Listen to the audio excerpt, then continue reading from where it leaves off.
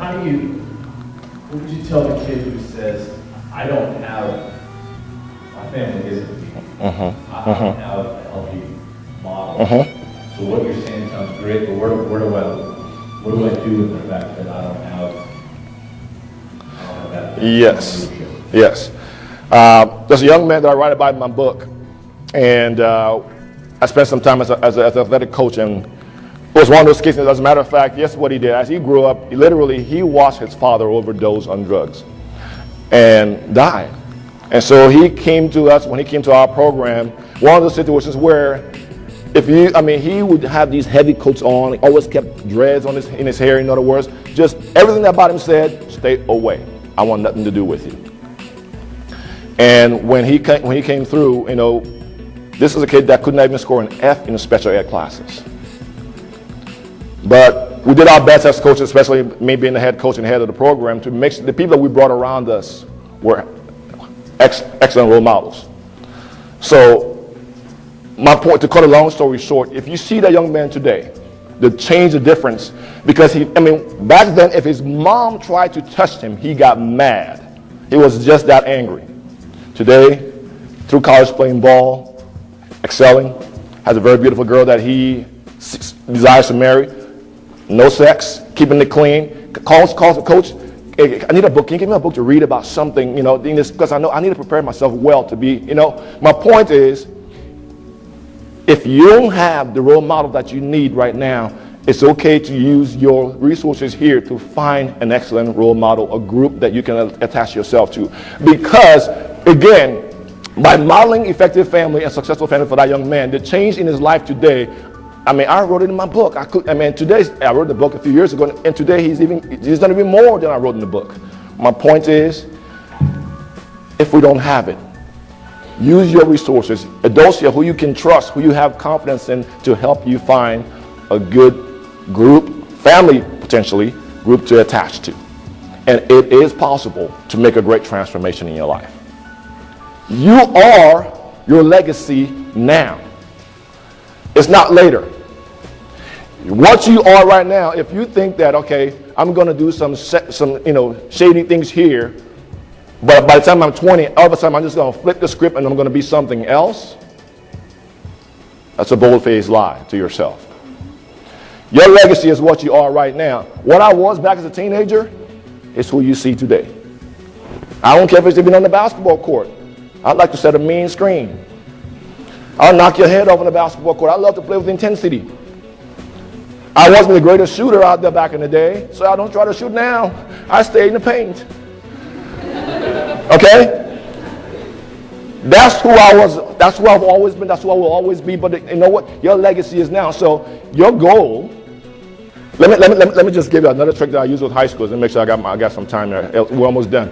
If I said just do it, what do you think of? How about the ultimate driving machine? BMW say, I've heard, look, I could go all day long. Here, these companies have done a good job of what they use to make that you and I are so loyal that we end up saying, you know what? I'm a Beamer family. We don't drive no Fiat. We don't drive no Toyota. What they've used to make you and I so loyal and take ownership of that product is called family branding. They've taken family traits that we have as traditional family. They've used it to brand their products and make us so loyal to them. My point is, look, that is what it comes down to. It's branding, not for selfish reasons. It's a common term in business, not branding. You got to brand yourself, but it starts. Your branding instead is what I call legacy. Your legacy is now. You developing it. You live authentically, and guess what? When you come up with the great things in life down then, it's not because it was a mistake or you just found some new way of thinking. That's who you are. So legacy begins now.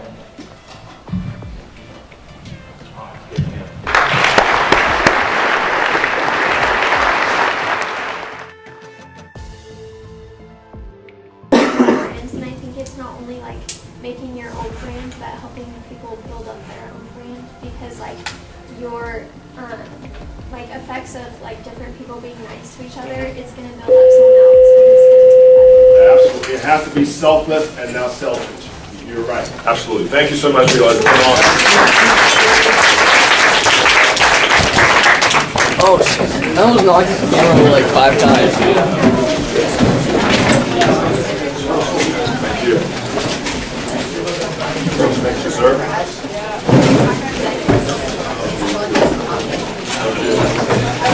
That's all right. I got it. We'll all get that. Thank you guys for that.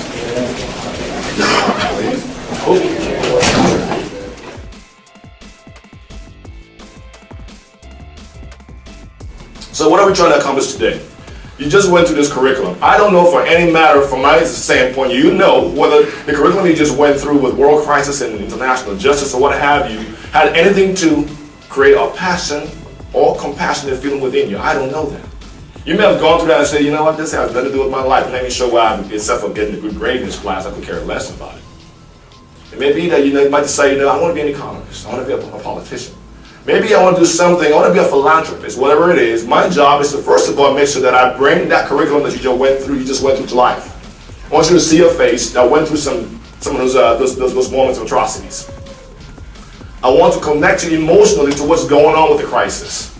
Okay? I also want to make it personal to you. In other words, when we're done, I pray that you will take some life lessons to walk away out of this class from this day going forward, like, I got to change some things, or I got to do some things differently, or I have to just enhance what I'm already doing great.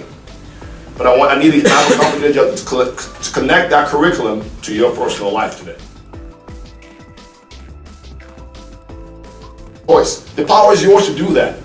Don't think because I'm a teenager I can't do that, because I can give you some names. Alexander the Great did his thing when he was 19. Joan of Arc. You heard of these great teenagers doing very impactful things. Justin Bieber. Oh, I'm sorry. Did I just throw that name out there? I'm sorry. But you get my point. You don't have to be an adult 40, 50 to make an impact. That's what I'm trying to say. So that's how we start this. This is the personal part for you. You've got to choose your friends and your causes wisely. And I started by saying this. Look, those could have been my friends. Remember all the conscription, the forceful conscription that I was facing? The pressure, the peer pressure? That's a live war scene from Liberia. People are about to get killed. People are running away, trying to get away from the fighting. Guys, running around with guns killing people. I could have chosen those friends right there. These are the guys that I chose, however. A lot of my high school mates, just like you right now. Every once in a while, we'll meet in the city around the U.S. And you know what we laugh about, guys? What we talk about? The old high school stories. Laughing and just like, man, you were a fool. I can't believe you did that. I did. And we laugh about those things. You know what? Those are the friends that I chose. Open and release your soul to a lifetime of learning. That means reading, debating, traveling. I don't care if it's just to Rainier Avenue. Go see what's going on down there and learn something. Experience, observation, mentors. Someday I want to be a great scientist. Who's your mentor right now? And it's telling you how they walk that journey that you will achieve someday. If you don't have mentors, look for them, find them. It's okay. It's a great thing to have. Impactful living for multi-generational appreciation is what our IM is about. As I said, legacy. Anything handed down from the past, that's from an ancestor or a predecessor.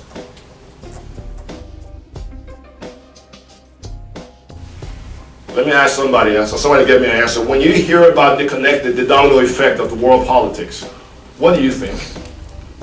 Somebody give me some ideas. After you hear the connection between the Middle East, Russia, Liberia, what have you, what comes to mind? What do you think? What is your impression? Somebody help me. I'm calling you out. Yes, sir. If like one country does something or one person does something, it's going to cause something else to happen. It's just going to continue on and on. Yeah. Anybody else? Yes. I think it takes like me personally understanding why things take so long to figure out a solution for it, because everything impacts something else. So it's a lot more in depth than like you can understand on the surface level without like understanding every issue. I appreciate that. I give Mr. Messner an article. Herman Cohen was the Secretary of State for African Affairs during the Liberian Civil War. And he came down, and just what you were saying, he came down and he had to observe the conflict and come up with a resolution. So, but that was, with his visit, And coming back, he thought he had come up with a game plan to get Taylor and then sitting President Doe and everybody else to come to an agreement to stop the war. When he came back to the White House said, no, this is a Liberian problem, we're not going to get involved in this. They already had 2,000 Marines right off the coast of Liberia that could have stopped the war like that. But those complications of what's going on, or is this particularly the best move for America right now? We got to weigh all those opportunities. And when you read that article, you get a very deep insight, a very deep view to what was really going on in those decision-making processes. Good observation. Thank you. Yes. Yeah, you got to take some time. This is where you got coming in, because you have an opportunity right now as you grow up as young people. Some of you are going to be politicians. Some of you are going to be economists. Some of you are going to be philanthropists. Some of you are going to be inventors. What is your role in this whole big, wide world? What do you intend to do? What are going to be those motivating factors that allow you to decide what you're going to decide? What are those value systems? What are those core? What is that legacy? What is that brand that you're going to use to, hey, this is authentically who I am? Doesn't flip every time something, hot code, this is who I am. This is what you get. Because when I have that, and then one day it's not lying, next day, then I know authentically who I have, who I'm working with. But we got all these backdoor deals going on. Guess what? Somebody's suffering for it. Maybe not you and me, but somebody's suffering for it. Those are the images you saw. Find out. Talk to mom and dad, or talk to whoever is in your life. Try to find a little bit of who you are, where you come from. What are some things that are important to your family? What are the core values? If I can call it this way, in my family we call it our statement of identity and vision. Then when you find that out, start to make sure you make a good decision about who you associate with. It's as simple as that. Who you associate. They say birds of a feather flock together. I say more than that. You know what? Criminals hang together because that's what makes them comfortable. People who do great things, world changers, movers, they hang together because that's what they are. Who are you? And then what next? How are you going to make sure that people identify you as such?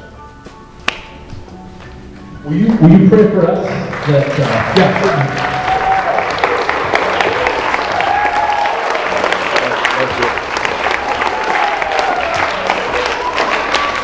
Just as we close here, will you pray for